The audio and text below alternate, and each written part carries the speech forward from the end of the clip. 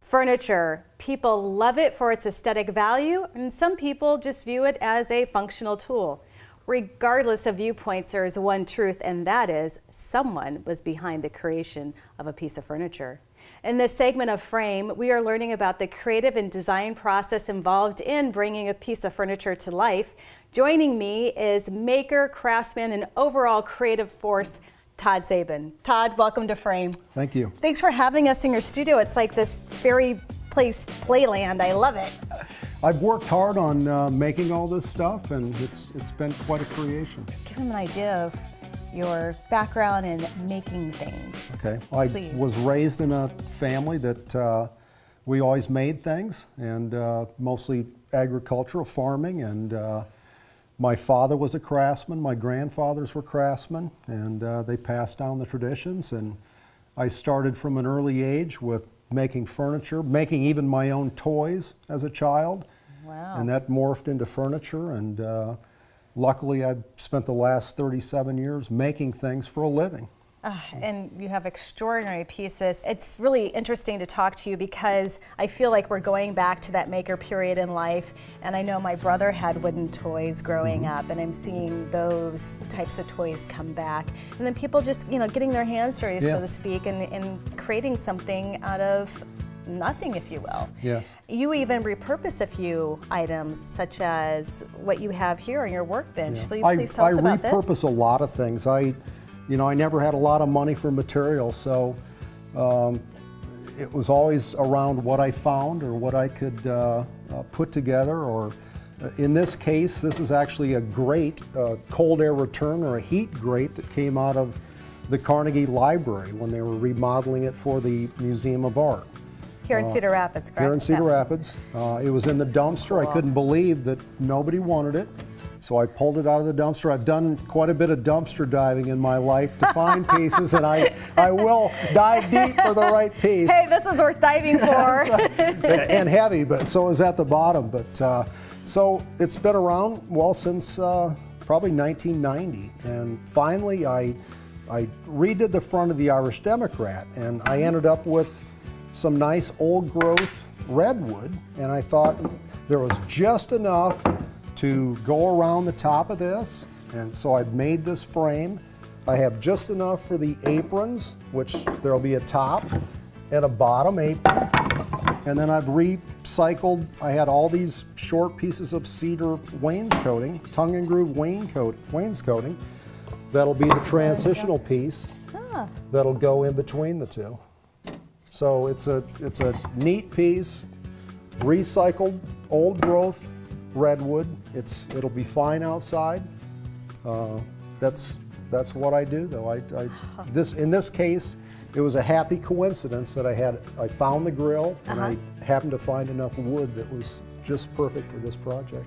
What's your vision for this piece? A table? A table, or maybe chair, even bench? A bench. Yeah, deck, screen porch. Yeah, but part of the charm of the piece is the history of the grate. So, and I do a lot. I think about the history of the wood, the history of the, you know, any part of the project. So it's a combination. So those are influencing points for your Absolutely. creativity. You have a great imagination. Thanks. I would you. see something like this and think, this is really cool, but what do I do with it? Yeah, that's what I that's really probably why appreciate. it's sat around in my shop for 22 years. Why? I may be imaginative, but it takes a while maybe for the gears to turn. Yeah, catch up with yourself, but at least the gears turn and you do make the connection. A lot of people would just look at it and they wouldn't dive in the dumpster, that's for sure. Maybe you'll take me one day. Oh, I know all the good dumpsters Okay, in town. ready to go. Well, I didn't grow a few inches as I really wish would happen, so I'm going to step down. You have another piece that is a really interesting story. Small occasional table I made quite a few years ago. It's a little beat up. It endured 3 children growing up, so it took some abuse. But I made this table out of a piece of wood that was almost identical to this. This was a beam that was taken out of a house that was demolished by an old friend of mine in 1946 when he came back from World War II. When I started working this, I noticed how many growth rings it had, and this beam is at least 100 years old, and this house was built in 1852. So you start doing simple math, right, that this tree actually probably started growing around 1740, 1750. So I gleaned enough material out of it. I resawed it enough to make the chimney on the table, and it's got a simple just half-lap base, and then I resawed enough of the pieces to glue together the top, and then I turned the top. So this is a piece beautiful. That the history of the wood itself is the neat part of the table. I try to combine the historic, if I can get some history with the wood, or combining that with a real piece. That's kind of where what you do. Yeah, that's what I do. Do you ever sketch your designs, or do you just dive Not in? very often. Now, in a case like this table, since I didn't have very much material, that kind of drove how much I could build. You know, it's not like you're going to take a piece like this and say, I'm going to make a dresser. So in this case, you know, you had to scale the project to the amount of material, but I just kind of go with the flow. And you make it sound and look so easy. Well, Like, where do I begin with this? Where would I start? Yeah, it's, I guess, experience. You had talked about kind of the aesthetic and fashion side of this, but you also had a really functional idea for this piece.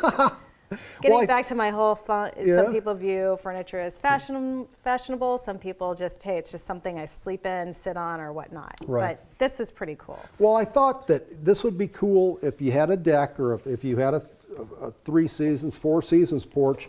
People are spending more time outside. They go out earlier in the spring, they stay out later in the fall. Now we've got fancy heaters to heat the out of doors. We've got nice kitchens out of doors. We've got outside fireplaces.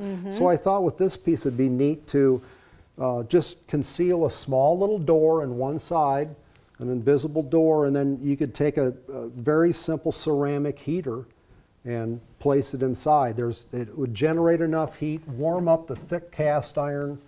You could place your warm food on it. It'd be a great place to sit when it was a little nip outside, if you know, with the watching the fire or eating, or be a great footstool if you want to keep your feet warm while you're outside. So this is like my heated car seat for the outdoors.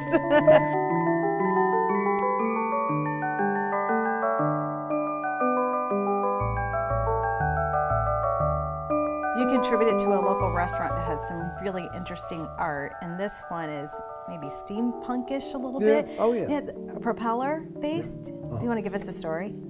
A few years ago, I was asked to help design and brand a new restaurant. I did a 22-foot wooden propeller for him originally when we opened the restaurant.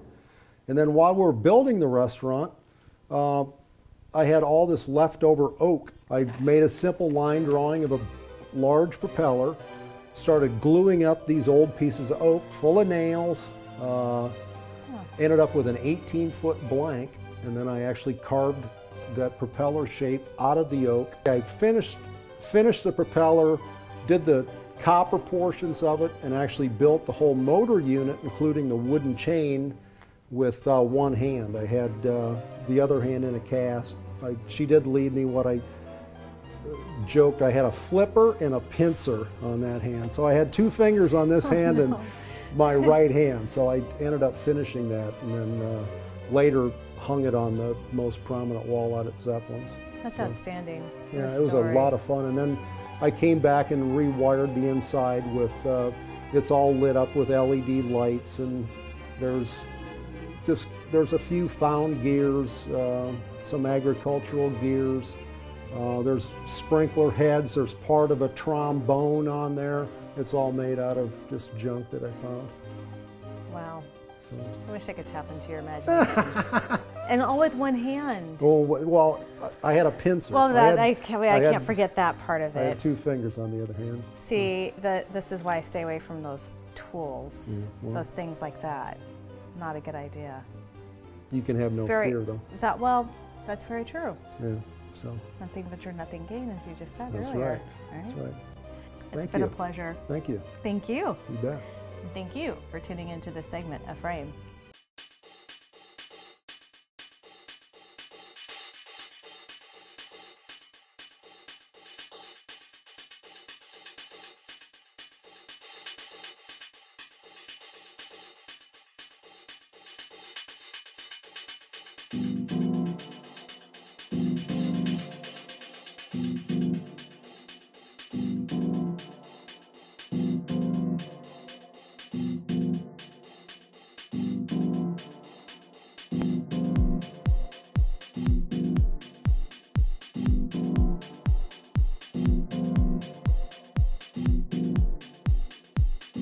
Frame is sponsored by Allegra, Click Marketing Solutions, Style Folio Jewelry, Tallgrass Business Resources,